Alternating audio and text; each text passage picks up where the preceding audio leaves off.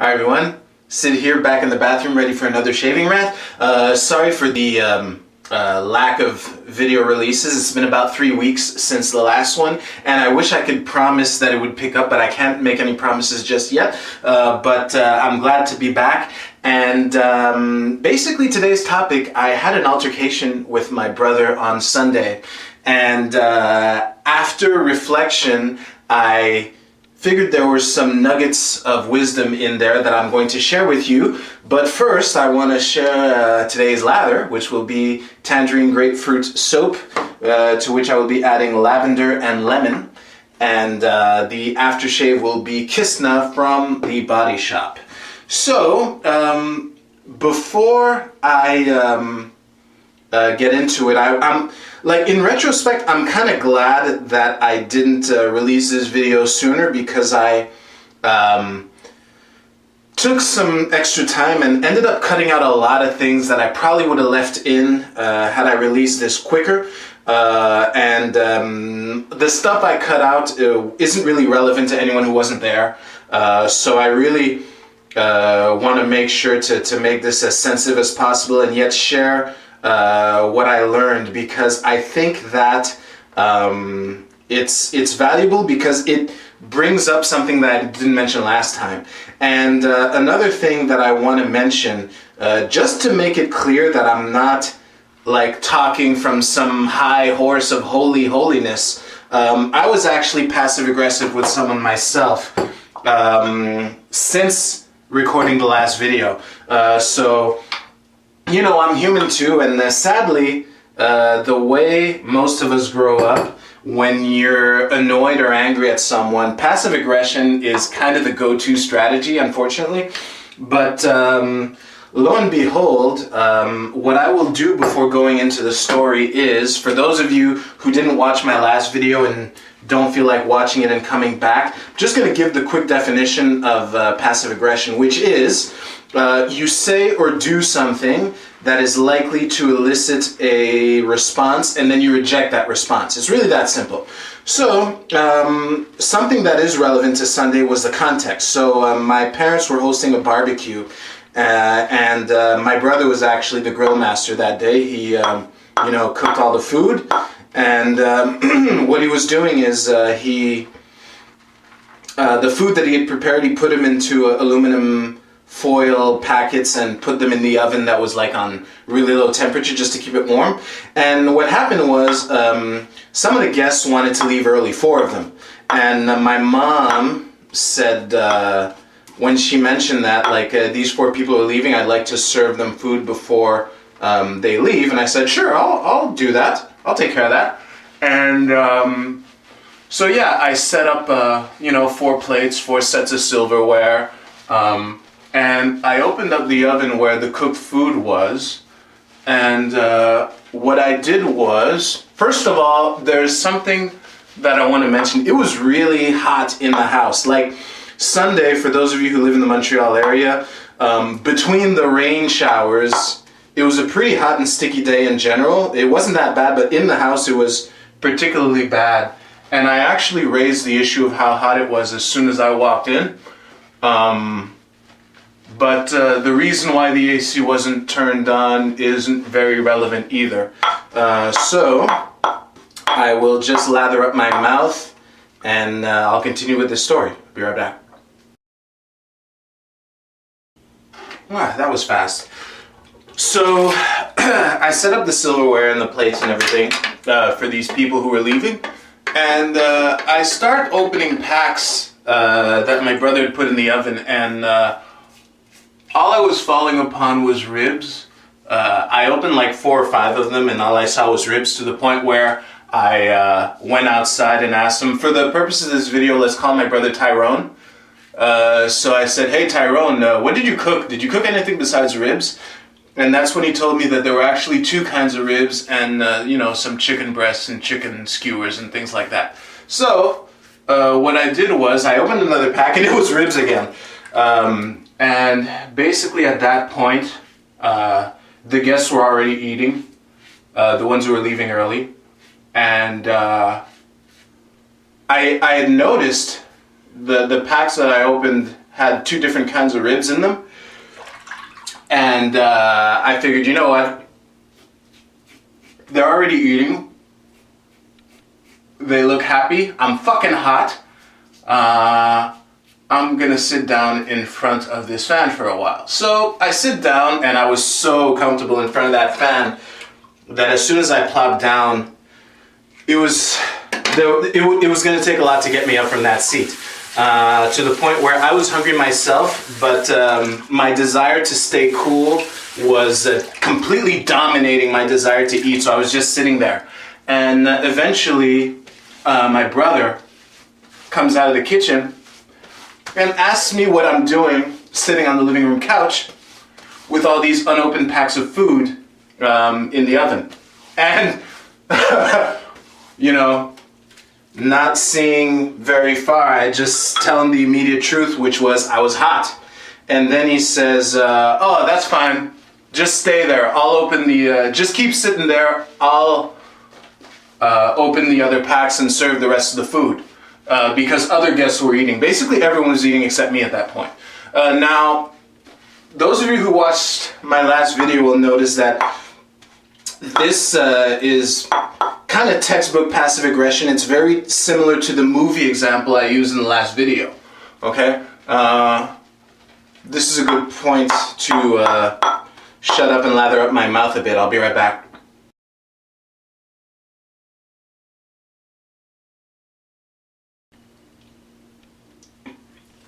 So yeah, basically, it was such textbook passive aggression that my first reflex was to write him off as a dick and move on with my day. And after a couple seconds of enjoying the fan that I was sitting in front of, I realized, like, I came to the conclusion, like, this isn't some random jackass on the street. I should probably go over there and see if I can make something happen, because I actually care about a relationship. I can't just write this off. So I go to the kitchen or wherever he was. I think it was in the kitchen. And I ask him what's going on. And when he continues to explain to me why basically I should have just sat there, I called him. I said, hey, there's no need for passive aggression here. And initially he denied that he was being passive aggressive. And when I persisted, it basically turned into a screaming match. You know, there was some yelling and shit going on. Now, this, by the way, is the part where I would have left a bunch of irrelevant blow-by-blow, and then he said this, and then I said that, and then she said this, and then he said that. Doesn't really matter to you guys. But what does matter is, there were two things that I noticed right away as soon as he started yelling. First of all, there wasn't much use. We weren't going to have a very productive conversation in that moment. However, and this is the thing that I realized as soon as he started yelling, was at least now we're getting closer to what's really going on. So let's go back to this movie example. The couple is deciding what they want to do. The chick says, fine, let's go to the movies, whatever. And when her boyfriend or whatever asks what's going on, she says, no, it's fine, it's okay, don't worry. Let's say that he calls her on her passive aggression,